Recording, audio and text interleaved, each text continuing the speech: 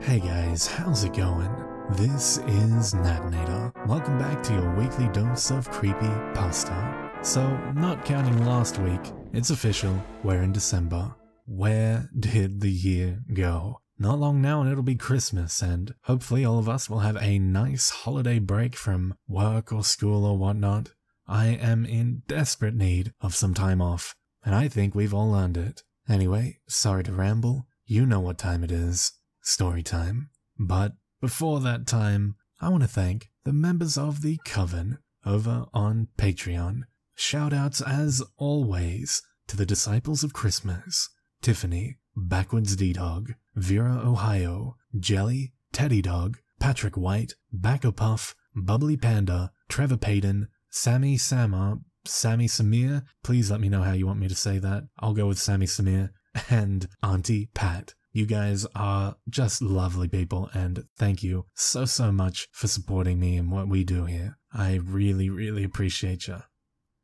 Now, as always, turn out the lights, get comfortable, and let the story begin.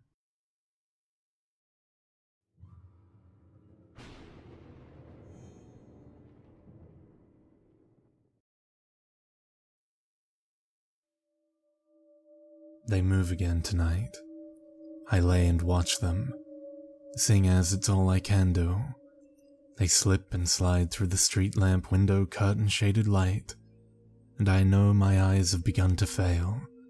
Or perhaps the eyes are fine, and my mind is finally going from the pain and boredom. Dying is a lonely business. The shadows dance me to sleep, and I dream again of Eileen. It starts out well, more relived memory than dream.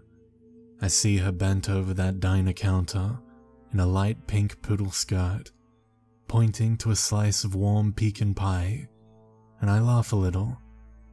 It sounds like my present-day laugh, a harsh, phlegm-filled bark, as the same old thought rolled through my head. What an arse on her. People act like we were all chaste and proper back then, but hormones never change. My domineering thought in those days was the best way to get her, or any girl for that matter, into the back seat of a '57 Chevy. She turns, her curly carrot-colored hair slipping down her shoulders, and I scream myself awake. I cough up a lung and try to blink away the vision. Her face wasn't young and clean as it should have been, as it had been all those years ago. Instead, it was dark, ruddy and rotted, as I imagine her to be now 6 feet down and mouldering. The door opens and the creak sends a chill down what I can still feel of my spine. My breath stops, held. It's only Joanne, my home hospice worker, and not dear dead Eileen that steps through. "Everything all right, Mr. Jenkins?" she asks. "Well," I mumble. God, when did my voice get so damn weak? "I'm 79. My legs don't work and it's quite possible I've shit myself. So, it's a resounding no." She chuckles. I always could make the girls laugh. "I'll check you," she says. "Time for your meds anyway." "Oh, whoopee," I replied. "Make it a double." Joanne does her business of cleaning up my business, jabs a long, thick needle through the thick skin of my arm, and disappears. I close my eyes, but sleep doesn't come. My eyes pry back open and I catch my breath. The shadows have moved again. I know, shadows move. I'm old, not crazy. At least, not yet. The darkness pulls into the center of the ceiling. No light to cast them that way. They stretch and form into a humanoid shape, tall and amorphous, like a thin man in a shroud. like death, I realize. I wonder if this is it. If so, break out the scythe. I'm too old to fear the Reaper anymore. No scythe comes. Instead, the figure cocks its head to the side, like a confused child, then swells into a ball again. I watch, confused as a child myself, as the shadows split. I realize a scene is taking form in silhouette. A flat, straight line of shadow runs across the ceiling. Other shadows rise from it, forming little more than stick figures, but people just the same. More and more lines move out, and I smile. I know what I'm seeing now, what the shadows form, even if it is just a drug or dying-induced hallucination. There was the ringmaster, top hat and all. He gestured to the right, to a lion in caricature, a man with a whip made of darkness dancing before it. There was the trapeze, a stick man or woman I suppose, don't ask me the sex of shadows, flying through the air with the greatest of ease, and cannons and clowns, and little stick shadow monkeys, and laughter like I hadn't heard in ages. The racking coughs come to remind me that all things, even laughter, require payment. The circus packed up as I wheezed. The cloaked shadow figure back, cocking its head again at a different angle, almost one of concern. The coughing wouldn't stop, the ache in my guts growing steadily worse from the strain as Joanne threw open the door, the light from the doorway causing the shadows to dart to the corner of the room. We never used the room light unless absolutely necessary. It hurt my eyes. She pulled me up into a sitting position, and the coughing finally subsided. Thank you, I wheezed as she eased me back down onto the bed. That's why I'm here, she said. Now you try and rest. I barely heard her. I was looking at the ceiling, at the shadows. The shadows encircled her head as she leaned over me. But there was no laughter now, no ringmaster. It had been replaced with a writhing monstrosity of ink-black tentacles around a gaping mouth filled with jagged, shadow teeth. Centered in the mouth was Joanne's plain-faced, mousy-haired head. I wheezed out, "No!" as loud as I could, but it came as nothing more than a whisper. The mouth began to close. I had no idea if the shadows or whatever they were could hurt her, but I wouldn't let them if I could stop it. Joanne just smiled and said, "You rest now," and turned to leave, undevoured. I concentrated on the shadows as she made her way across the room.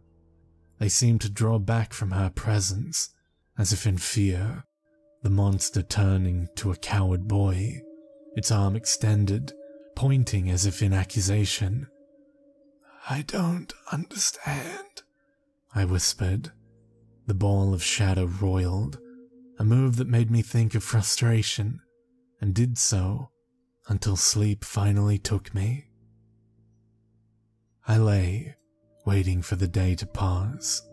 Same as old days now, filled with hot broth and bad TV, but this day also held anticipation. I didn't know if I would see the shadows again, but I hoped, even if they were just the symptoms of an old, dying mind. Finally, the sunset crept its way out of the window, the only muted light left that of the street lamp outside. I sighed and closed my eyes, waiting for something I was sure would never come. I dozed off, a half hour or so before I opened my eyes again. The shadow ball shimmered on the ceiling. The shimmering seemed to grow more intense as I smiled up at it. Then it split. A new scene for a new night. A western this time, with stick-figure saloon girls and dueling cowboys, even a stagecoach robbery. The shadows recoiled as the door opened, spilling a crack of light into the room. Joanne entered, syringe in hand. She said something, but I didn't hear. All my faculties were focused on the ceiling. The shadows swirled around her again, careful of the beam of light from the hallway. The monster was back, its mouth a silent roar aimed at Joanne. Then the monster became the cloak of death, its silhouetted head staring down at me, 2 open spots of ceiling for eyes. The image shook, and I realized it was moving back and forth, as if it was shaking its head no. A hand reached from the dark mass, skeletal in its thinness, and pointed at Joanne, and at the syringe that slid effortlessly into my arm. What is that? I asked her. Just medicine, she replied. Just what the doctor ordered. Sure, I said, and watched her leave. As whatever it was coursed through my veins, I took a deep, rattling breath and let it all go. Dying is rough. Being dead, not so bad to be honest. At least, not here. I've heard talk of somewhere else, somewhere I'd never want to see. There are a lot of things on this side. Not just people, but things that have never roamed our world. Eileen is here, and the baby we lost so long ago. And there are things here that just like giving the dying a few moments of happiness, even if they're taken before their time, like I was. Though, it's not easy to communicate with the other side. We can see and hear it all, if we want. As I watched Joanne's trembling hands tie the noose, as the shadows on the walls around her cast reflections of horrid, sharp-toothed things, I realize I don't hate her. At least, not for the arsenic she pumped into my system. I was old and missing my wife. She probably did me a favor. That's not why the shadows and I did this. Drove her to this. See, I wasn't her first, and I wouldn't be her last. Time is funny here. You can see it if you look hard enough. Even the future. Possible ones, anyway. And whether Joanne had stayed in hospice, or like in so many futures, went into neonatal care, it was always the same. See, I wasn't her first, but I'll make damn sure I'm her last.